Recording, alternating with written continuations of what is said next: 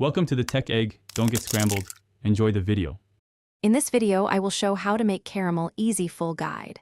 Start by gathering 2 cups sugar, 1/2 cup water, 1/2 cup cream, and a heavy-bottomed saucepan. Place sugar and water in the pan, stir to dissolve, then stop stirring as it heats. Watch for even bubbling and deep amber color, tilting the pan gently to distribute heat. Be ready to add warm cream slowly to finish the sauce. Heat control is everything when making caramel, so keep attention on color and temperature. Use a candy thermometer to track progress and aim for about 340 degrees F for reliable caramelization.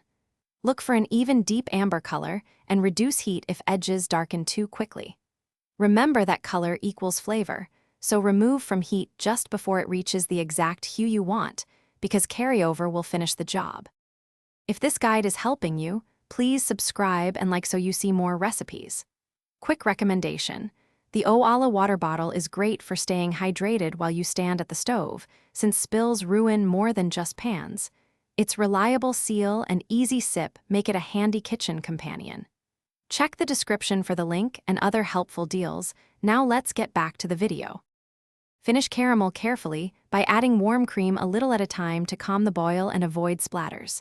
Stir in butter and a pinch of salt for a glossy, balanced sauce. Transfer caramel to a shallow dish to cool so it slows cooking and reaches a smooth, spoonable texture. Always use oven mitts and a heat-proof spatula, and keep kids and pets away during the hot stages for safety. Thanks for watching. Consider subscribing if I helped unscramble your problems.